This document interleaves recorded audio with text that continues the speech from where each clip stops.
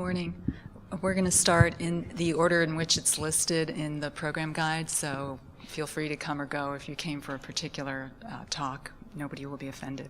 But I was listed first, so I'm Diane Zorich, and I realized I've already committed a faux pas by not putting my Twitter handle on my slide, so if anybody wants it, it's Zorich, all one word. I wanted to introduce a project that's underway and sponsored by the Foundation for the American Institute of Conservation to chart the digital landscape of the profession. And I wanted to ask those of you who are in conservation or those of you who may know of a conservator to help join in this investigation. I wanted to start and set the stage by showing you this tweet, which I think nicely captures the cross-disciplinary nature of the field and ironically hints at the root causes of some of the issues the discipline faces in the digital realm. The discipline is very technologically savvy in that its practitioners use lots of diverse and targeted technologies to care for and preserve cultural heritage, but they face a lot of challenges. They have dispersed, poorly integrated access to information because it's found in many different disciplines. Their traditions of sharing are complicated. And most interestingly, I think, is the profession is kind of unique among museums in that approximately half of its practitioners are freelancers. They're in private practice. And that brings up a whole unique set of issues in the digital realm. So this particular project has 6 components which are listed here, and I'll go through them briefly, but what I wanted to say at this point was that 5 of the 6 are really information gathering methods and different ways to do that. So, you know, if you want to participate in an online forum, it's there. We're bringing people into a room in forums where we're asking problems and creating tensions that we hope will expose some issues in the field. We've done a survey, so we'll have quantitative data. So they're all just different methods for gathering information. Let me start with the first component, which was a survey and has already been completed. If you want to see any of this stuff at the end, I will give the URLs for where you can find all the reports on this. The survey was asking conservation professionals how they share, use, and create digital resources now and what they think they need to do this more effectively. So let me just go down here. I want to go through just some highlights of it. The most used resources are these 3. The AIC is the American Institute of Conservation. COOL, if you're not a conservator, COOL stands for Conservation Online. It's kind of a portal to a lot of conservation information, and it's hosted on the AIC website. And then Google. So surprisingly, Google is not the first go-to source for conservators. It's COOL or AIC's website. The second thing that emerged from the survey is the biggest hindrances across the board was people wanted relevant, up-to-date, reliable information, and they didn't think they could get that very easily. And then they kind of issued a wish list of what they wanted. You can read through this, but mostly it's repositories, online repositories for conservation treatment information, research findings, better indexing, which will enable access to those information resources. The second part of the project was looking at what currently exists online, and this was quite daunting in that we examined over 500 web resources that conservators told us they use, and that's probably not the limit. That was just the ones that we asked people for and they submitted. And we looked at all those resources and we categorized them by 24 broad categories ranging from allied organizations to vendors, so A to V. I won't go into all of these here, but you can again read that report online. Just the highlights, no surprise, the information is chaotic and siloed. Records of conservation activity are not integrated with object information that was conserved, so you can find conservation activity, but it's not linked to the object that it was on. So that's where it's disparate. And a more systemic issue here is that the online resources are really poorly organized for access and discoverability, and the discipline has very few standards that would enable that. There's also the issue of what I call MIA, missing in action. There's things online that might as well not be because they're behind paywalls. And if you work in a wealthy cultural organization that might have a library that subscribes to these online services, good for you, but most don't. And certainly the conservators in private practice don't have access and can't afford this. So getting access to information is just very expensive for the discipline.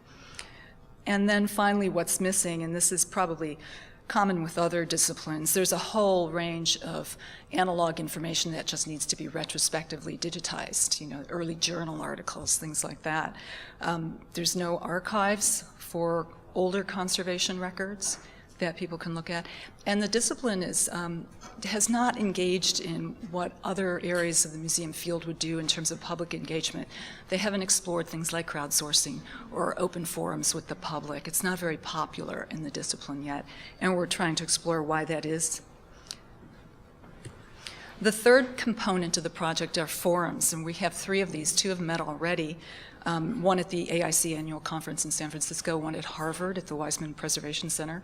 At these forums, we bring together about 20 to 30 people, only of whom half are really conservators, practicing conservators. The others are those I call in allied professions, people who the discipline really either works with or wants to work with, for example, educators in conservation training programs, or people in museum or library information science programs, because a lot of the issues have to do with discoverability, which means metadata, and so we really need the information sciences people there.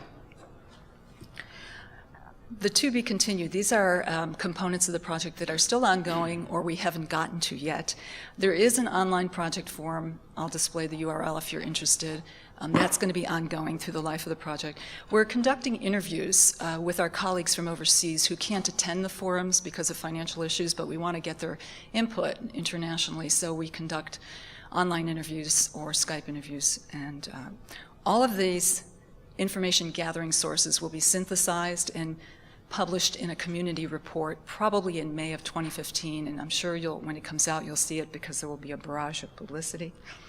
But I wanted to kind of end here by saying the reason I'm giving this little presentation is we really do want community input. So if you haven't heard about the project, you're interested in the project, you can contact me directly. There's a project discussion forum there, and there's the project website, and you can get information. We're being very transparent. All of the things we do, the survey reports, the online study of resources, every time we do something and there's a report, it's put up on that website for you to look at and comment on. And we're trying to get comments in the forum so that everybody can see them. But if you don't feel like participating in a forum, send them to me. I really would welcome your comments. And that's it. I want to thank you, and I want to thank our funders.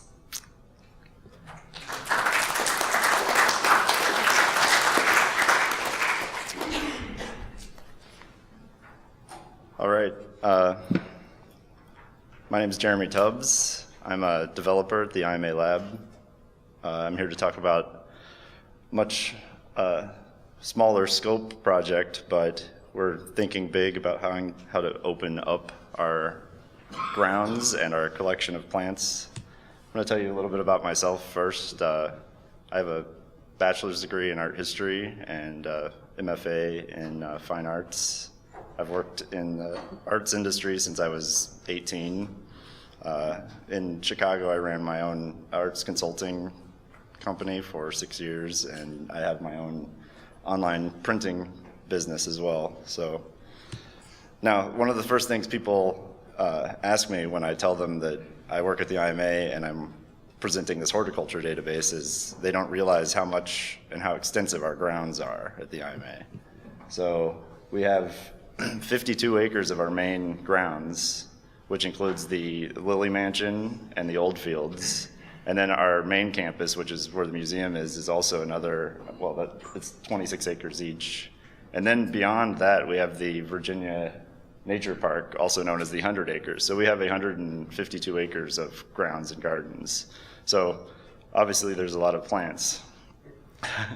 So this is basically how we started small. I was given this file, Plant Records MVP. It was hidden on a server. It's very hard to find. Apparently the horticulture people can find it well because they keep track of their order records in there. But the problem with an access database is only one person can be in there editing it at a time. There's no like way to like standardize the data, so like people will for locations, which is the geo-reference, they would type in 38th Street, 38th ST, 38th Street entrance, 38, you know, is like, so which 38th Street are we referencing here? So that was the general impetus of, was also providing them like a cleaner tracking system. So I turned this into a relational database, which is much more complex and also allows them to keep information on all their suppliers, like the actual address, the contact names. There's even more in there, like their login information they wanted to have in the database as well. So, and then the budget areas and fiscal areas, so it makes it much easier for them to track their budgets and what fiscal area on the grounds the order was part of. There's the actual plants, and then there's data sets, which we'll get to later. And then we have locations and geolocations. The locations are the general locations, which are like the 38th Street or like specific pots. I mean, some of the pots actually would probably be more likely to be moved into this. This project is still in development, and but it is functioning as a ordering system now. So right now, this is like the dashboard where they can add, they can see all of the order records, the plant records, extant plants, the locations, the suppliers, and then there's also like custom user management system. So they wanted some people not to be able to edit things, so there's different roles. This is all written with Laravel, which is a PHP framework. So this is the creating an order form. And so even while so they don't even have to go to a special section, so they can encourage them to enter the supplier details here when they're creating a new order. So next time they create an order here, they can edit the supplier and add all of the additional information that they want to have with their suppliers here. Once you create your order, you can add items to your order, obviously, and this pulls in from the existing database all of the genus and species and rank and synonym and common names and the types that are currently there. And then if they need to add a new plant that they're ordering, then they can do that. So this way they don't mistype something or duplicate a data that's basically the same that's already in the database. It also just tracks, you know, the standard prices, and so this is the actual order form before it's been submitted, and on that home dashboard people can add more items. So anyone, once they can see an order is open, they can add orders to it. And then when they submit the order, like, they can change the actual date that it's ordered here, and this closes the order for adding additional items. This is the actual receiving form. So after the order has been submitted, and they need to be able to receive items at different points in time, so they can auto-accession the items, because we actually use the session numbers on our plant collection. And then they can add the received date, and so individual items can be received, marked as received, and they can continue until it's a completed order. Now, a submitted order would show up in that other part of the dashboard. I didn't put a place there. So now this order, this is in my dev environment. This is the Applewood order just at the top here of their order records. The two plants that they just ordered are at the top of their plant records here. And I kind of already talked about the general location georeferencing, and this is all done through the web app. So when they're logged in, they can use their mobile device and just set the locations, so they can go around the grounds and actually set the locations for these general locations. Now, this only really works right now for the general locations, because the web app is only, as you can see, this is 20 meters of accuracy. So, and it does vary what device you're on. So right now we're working on trying to make a mobile app that will allow them to reference specific plants. So this is where we're also thinking bigger with this project.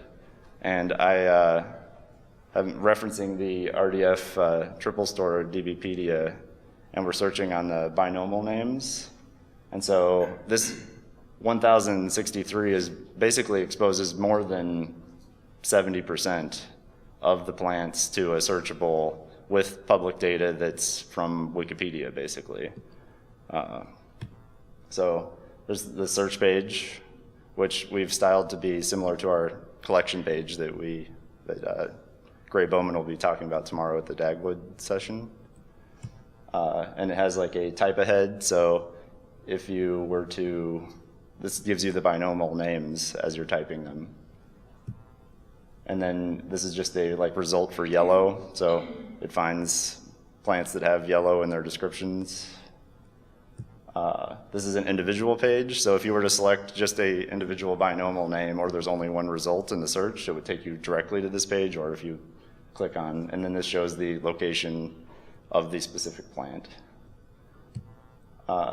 Thinking bigger, we do these photo contests at the IMA, and this is something that we haven't confirmed. This is just an idea, is that actually we would crowdsource people to find plants, the specific plants in the general locations, and take pictures with their cameras to with geotags on the photos.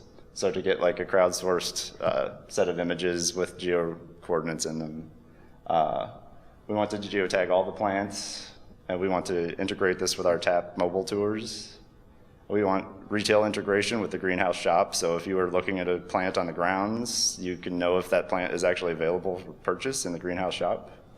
And then I want to open source this with the less proprietary usage systems, just so people can use this. So that's the end of my presentation. Thank you.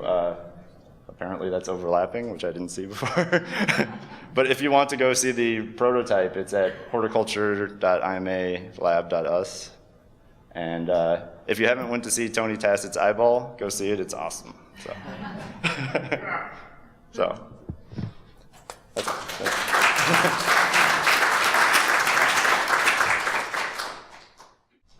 So full disclosure, I'm Travis. This is Kristin. We're two parts of a sort of a smaller committee that's been working on this project for quite a fair amount of time. We'll go through the gist of it here. But first I want to give you a little bit of background about who we are and our museum. Virginia Museum of Fine Arts is an encyclopedic fine arts museum. We have a relatively small collection of a little over 33,000 objects. But the relatively small collection that it is doesn't really reflect the importance of the objects that we have.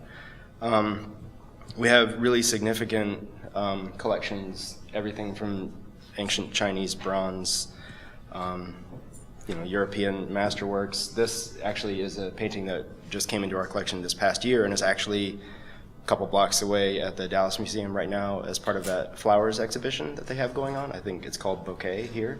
But it's an exhibition we co-produced with them, and it'll be coming to us next. Imperial Fabergé, largest public collection outside of Russia, and 21st century sculpture, things like that. So it's a pretty broad scope of things, which we feel has great potential to impact people all over the world. Several years ago, we expanded the museum, added a significant new wing. The building itself is now 620,000 square feet in total. And in this process, we discovered that we desperately needed to improve our technological presence as well. We were generating thousands of digital images of the collection. We had no digital asset management system to speak of. Our website was outdated. Our collection management system was bought in an era when the museum was smaller, the collection was smaller. and it all needed sort of refreshing. So the idea of purchasing any one of these things or designing any one of these things for any institution is kind of a daunting project. But we decided if we were going to do this, we needed to do it in a timely way, and we needed to do them all at the same time. And we decided since we're going to do all three of them at the same time, we might as well integrate all three of these systems and make them share all of their information back and forth. So that's what we did, or that's what we're doing, I should say. So that started with collection management. Okay, managing the collection. The goal for replacing the collections management system was centered on the need to capture more content and manage that content more effectively. We chose Gallery Systems product, TMS, to accomplish this. And Gallery Systems then successfully walked us through our data mapping, data conversion. We reviewed one iteration, and then we received our final database back in February.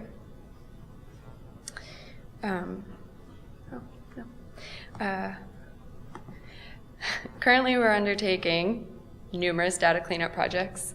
We have trained people across departments, including registration, conservation, imaging resources, and curatorial.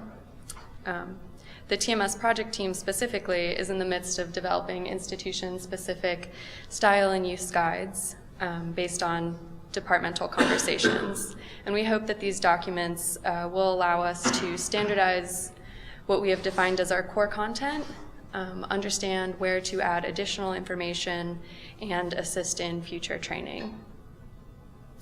We're also exploring TMS's reporting functions in hopes of streamlining some of our processes, and our next steps for the project will be to incorporate more modules such as the loans and exhibitions modules. And now actually the next one. So at the museum, we pulled the plug on our film processing equipment around 2008, I believe, which is kind of late in the game to some. But in the years since, we've fully embraced digital production, at the highest level in the cultural heritage sector.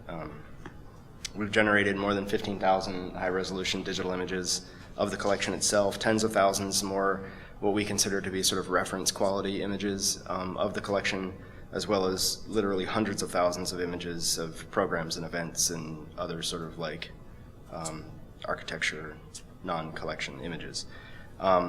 We very quickly discovered in this process that we needed much more than just sort of cleverly organized folders on a server, which is what we were dealing with and did deal with for like an absurdly long time.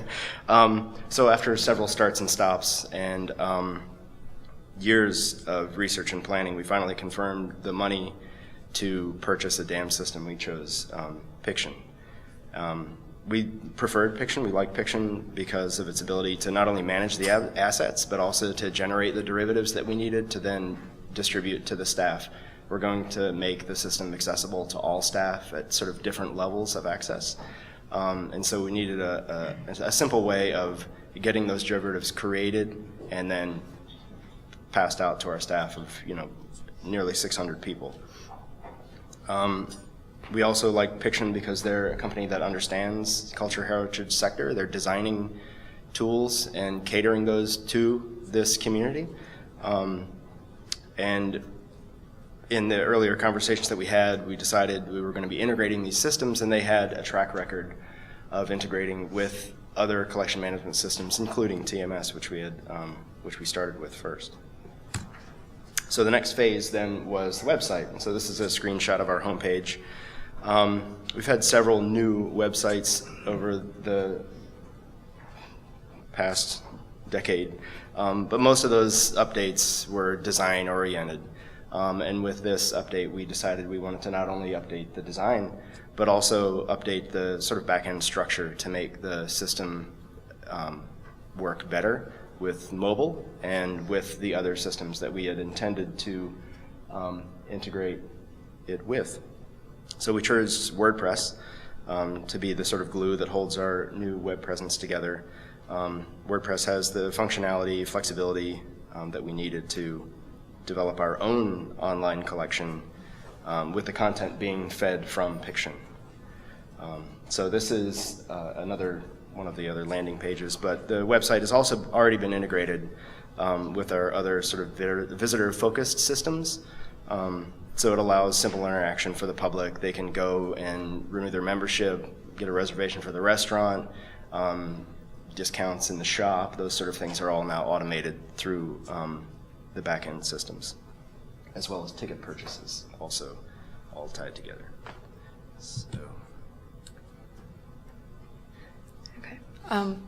So our next step is to integrate TMS and Piction. Since we undertook updating the collections management system and obtaining a dam at the same time, we wanted to take full advantage of this opportunity.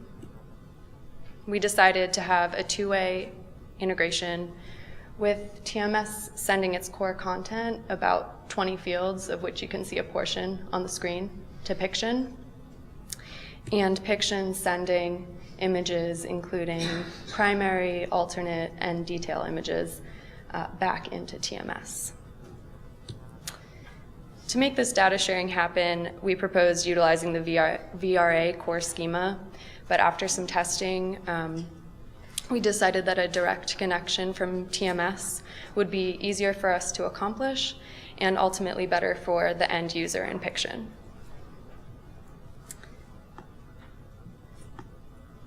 Piction is a web-based application that will serve as a point of access for all staff and museum visitors. I don't know where you are. That's fine. Right, as I was saying, Piction is for all staff and museum visitors, and TMS has a user group that is more oriented towards content contributors. The traffic on Piction, along with its ability to rapidly grow in size, led us to the decision to host it offsite through cloud-based services. And TMS remains on our in-house, state-secured Commonwealth of Virginia servers for obvious reasons. We have more secure information on there, such as donor information and insurance values, so we wanted to make sure that was in-house. So having TMS in-house on our private server and then Piction hosted on a different network on a public server presented some challenges with the integration. VMFA is, as we've mentioned, a state institution, and Virginia Information Technologies oversees our IT security and infrastructure. And this agency is one of the leaders in state security, and it has assisted us in developing our VPN connection between the two servers. It's added some time to our timeline, and but we're moving forward on it. And then the integrated systems sharing the information. TMS sends content updates nightly to Piction, and Piction sends image updates back weekly to TMS. This allows staff to have access to the most up-to-date content, and also when people are downloading images either from Piction and eventually the website, the most up-to-date content will be embedded in those images. When we say they're one of the leaders in state security, that means that they're really diligent.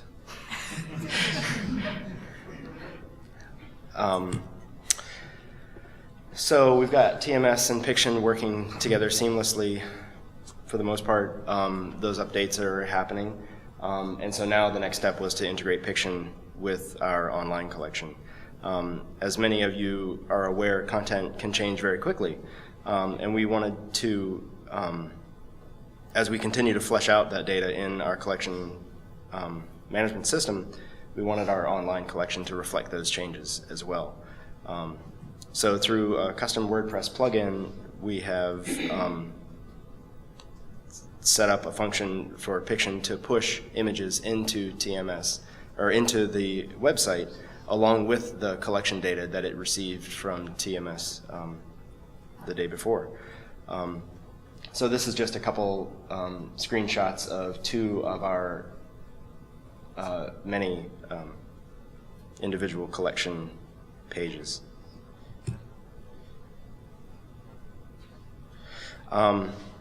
This connection allows us to manage the online collection through Piction.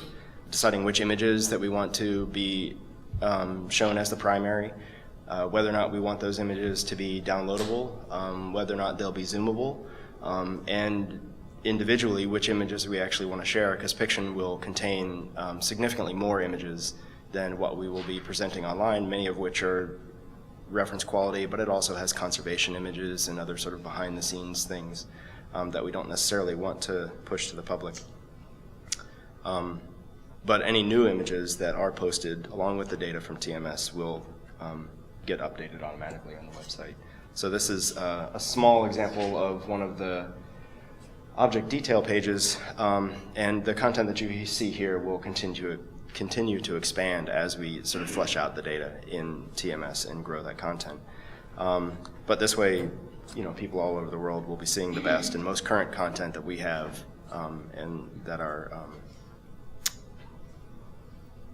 curators and research reflect. So it really is the small steps and collective efforts of daily cleanup projects and process-oriented conversations that move this large scope project forward. With the implementation of these 3 integrated systems, it is of course our goal to effectively use the tools to continue with the digitization of the collection and share expanded content with visitors and staff, delivering it dynamically both in the museum and through mobile and online. Thanks.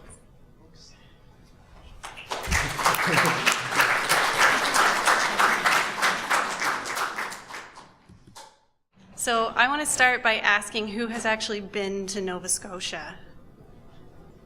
Okay, like 5 people. Not bad. So hello from Nova Scotia. It's great to be here. I'm going to be talking about novamuse.ca, which really is a collections website, plain and simple. What makes it different is that it's not just for one museum. Right now there are 51 museums contributing, and it basically means this is our province's collections website or our heritage portal. We have 4 more museums currently preparing to step in, and others who are asking lots of questions about it. All right, so I'll give you a bit of the lay of the land, since so few of you have actually visited our fair province. Everybody else is expected to come. There's been a lot of talk in Nova Scotia about a heritage portal for a long time. I'm not sure whose idea it was initially, but basically when they had those conversations, of course, you realize that's such a daunting project that when you get down to the nitty-gritty, everybody got scared and ran away. I've heard several times since arriving here that if people really knew what they were stepping into, they would have run away. That there's been a naivete about taking on big projects, and I think that's very true for us, that we were very naive. But at this point, we've just embraced the crazy and are going for it. So in Nova Scotia, what do we have? We have a whole lot of museums, but they're very, very small. So when we talk about a small museum, I mean they could be entirely volunteer run. They could have 1 or 2 staff people, very, very small budgets. So it's a little different than a lot of the other presenters and institutions I've been hearing about here. Having said that, we have a lot of information, a lot of really great, very old and interesting stories. And as we were talking about how we were making our information available to the public, it was really very conservative. People come into those institutions, they look around. Maybe there are some school programs, but like very, very traditional old school methods. So Nova Scotia, like many other places, is experiencing a rural exodus. People are leaving their hometowns. There's a lot of talk about the notion of community, what that means, how you stay connected to where you're from when you're moving away for work. Studies have shown us in Canada that the public expects the museum to play a really key role in that, and we definitely hear that on the ground from people, that they expect us to be a really active part of their community. So, how did the museums respond to this? It's really been a grassroots effort. Basically, some museums got together and said, we can't do everything on our own, we need to work together, and their first step in that was to band together on a collections database system. So if everybody was using the same database, then it would be easier for them to provide peer support, to do joint efforts, all that sort of thing, partnerships. So that was so successful between the first 18 that it kind of grew and grew and grew, and we are now up to over 50 museums that are participating. As it grew, it became obvious that the one museum that was managing the project, that was really not its mandate to manage a provincial project. So it got handed over to the Association of Nova Scotia Museums. It is now a special level of membership. It's still very cooperative, very grassroots, but we manage it for the museums. So, databases. I love that there was a slide like this in Ignite. That made me really happy, actually. As I said, everybody banded together and they were using the same database system. That was one of their first steps. So we realized that it was dying a very creative Shakespearean death a few years ago. And so I got to migrate, or help with migration, of those 50-odd databases from an old Microsoft Access system into Collective Access, which is open source by Whirligig out of New York.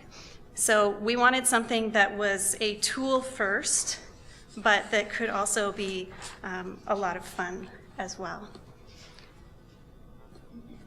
So what we've done is, this is just a very basic, that's a piece of the Titanic if anybody is interested. It's a very basic looking system. As I said, our users are very, very small, so it was important that we have something that wasn't really tech heavy, that there wouldn't be a really steep learning curve. So what we've done is we've moved them all into Collective Access. We talk to our users about this. So again, relationships and partnerships is so key to what we do, that we sat down. I visited every one of the museums that was participating, said, what's on your wish list? If we're going to a new system, what do you really like about our current system? What do you want to see in a new system? And how can we try and make this happen? Because it's that cooperative model, everybody knew that their crazy wish list items might not make it on the list, but at least they felt like they were part of that discussion. They knew that they were taken seriously, even if it did sound a little crazy.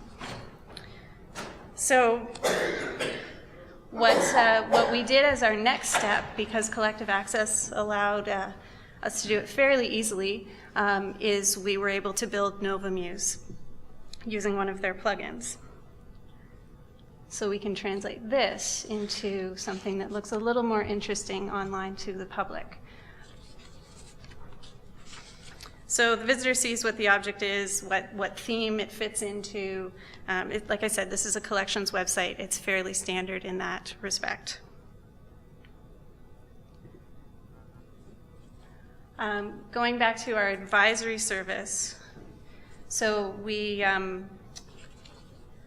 do handle all of the project management for this.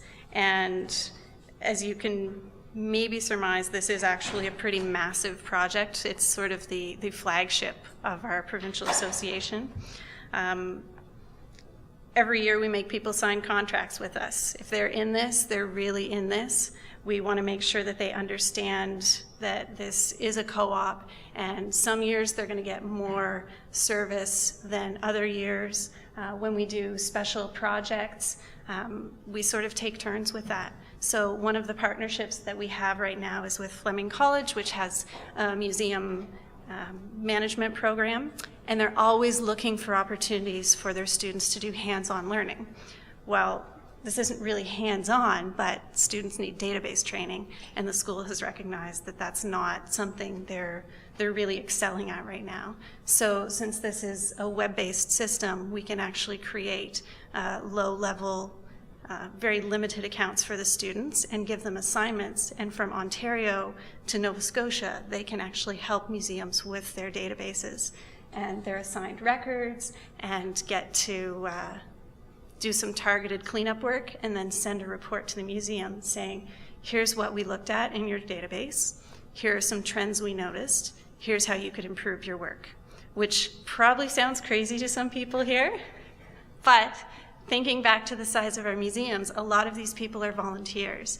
They've never been trained in museum work. They mean well, they love their community, they love history, but trying to get them to follow museum standards is like, it's tough. I'm being filmed, so I'll just say it's tough. So we like to do projects like that where we can reach out and try and be innovative and like I said, take turns with the different museums in improving their work. It's also a way, like I said, that we can stay very democratic and transparent with that everybody knows this isn't just the association's playground, it's not just Karen's playground. They are all working together and they're constantly giving us feedback. And here's some fun pictures of my friends.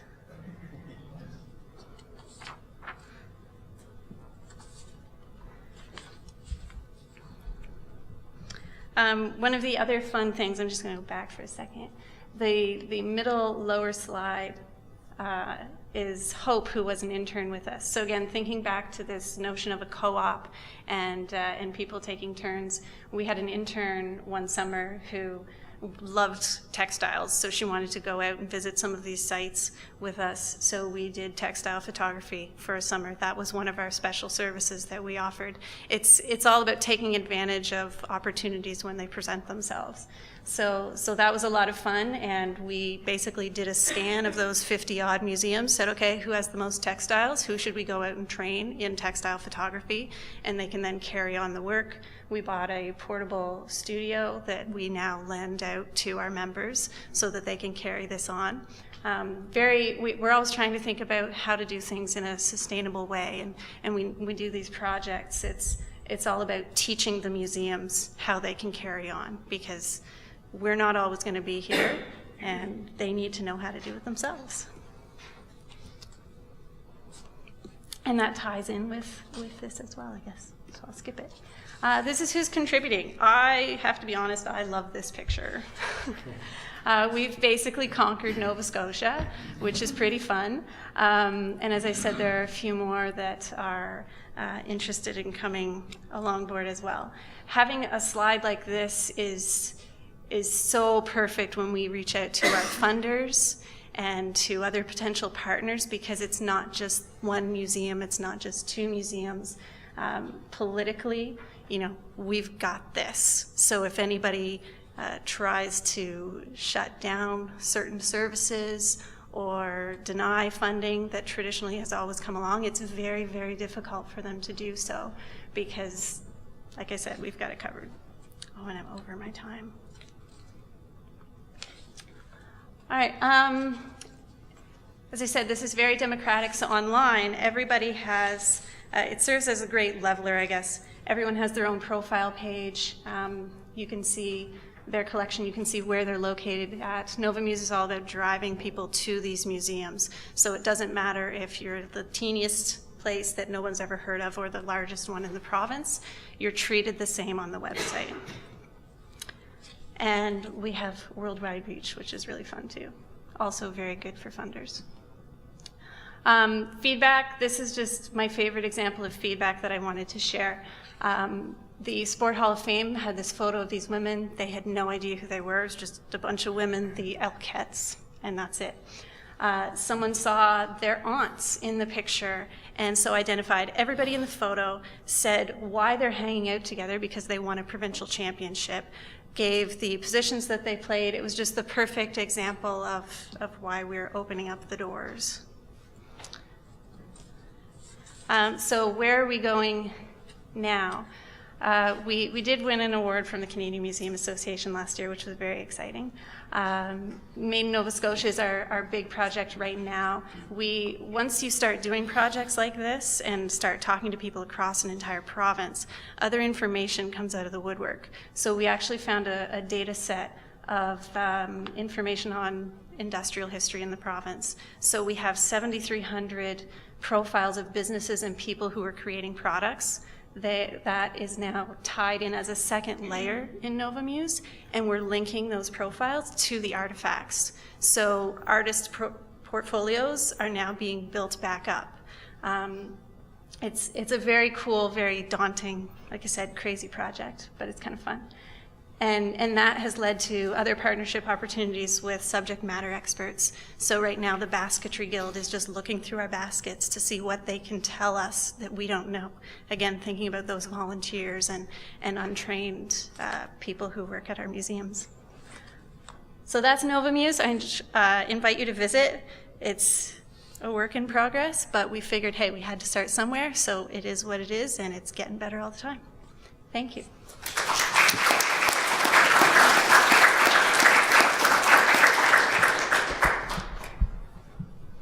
There's no kind of session coordinator, so if anybody has any questions for any of the projects, there's like 5 minutes. I'm happy to ask. I think this is being recorded, so if you're feeling bold, you could maybe ask into the microphone. That's why not.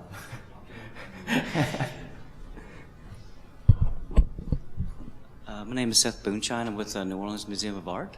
And this is a question for Kristin and Travis. We are diving cement feet first into a technology build-out. So we've taken delivery of new storage arrays and Piction, which will be implemented soon. So 2 questions. One is, we're using MIMSI, but I was wondering how clean your TMS database was and how long it took for the migration to Piction. And the second question is why you chose WordPress as your CMS as opposed to like Drupal or something else. You can have the first part. So the migration from our former CMS to TMS, is that what the question was about? Or Really how clean the TMS integration? database was before you started the integration. Our MIMSI is everywhere because there have been so many people touching it, and until recently, no policy of what taxonomy is, what all this good stuff that solution that. Yeah, we're pretty much in the same boat. It really is everywhere. Since we just went through a conversion, there were some things that had to do with the conversion that we had to clean up, and like you said, we also didn't really have a manual for standards on how to enter things. So we proceeded with the integration with Piction despite not having clean data, and we felt comfortable doing that since it does update so frequently. Sorry, I know this wasn't for me, but I'm going to jump in. When we were doing our migration of all those crazy databases, we did targeting cleanup first. Found that it was much easier to do that. Looking at the mapping, we could anticipate where some of those issues were going to be, so then spent just a bit of time trying to alleviate the problems. Regarding the WordPress question, I'm gonna call our IT guy right now. Honestly, I'm not really sure. We hired a design and development firm to rework the website. We sort of gave them our needs and illustrated the specifications that we were hoping to accomplish and described the integration to them, and that was what they recommended in order to make that work. So I'm not exactly sure why that and not something else. But Piction has a PHP API, so that's probably one reason. Before I came on, they had a website right out of training, and the company created a custom CMS, which was promised to work with MIMSI and the WordPress function. So we're going to be kind of like you guys, trashing it sort of stuff. Yeah. So my question, any one of you who can answer, anyone who can answer. First about the data cleansing, you had mentioned you did that prior to the integration, and any tools that you used to automate the process? Our old database was in Microsoft Access, so we went really old school and just put it in the table view and did some find and replace, and it was really, when we looked at how dirty the data was, automating it would have made it even worse. Okay. That's how we felt anyway. For the horticulture database, sorry, I use the Google Refine or Open Refine, and you can go through the like facets, and it'll help you find like things that are just like capitalization changes or like removing hyphens between words that make it so you normalize the data. It's kind of got some built-in functionality for just cleaning up things like that. So spaces and capitalization. Great. So another data-related question. And were there any, between TMS and Piction, any out-of-the-box integration tools? It seems like a lot of people use that combination of software, or anything that you've done that's reusable and that you're willing to share with others. Well, I mean, we're definitely willing to share. Most of the work was done between Piction and TMS already, between those two systems. And so the only thing that we did in order to sort of facilitate that was opening the channels between the two systems. So there was out-of-the-box integration, you would say, that's provided?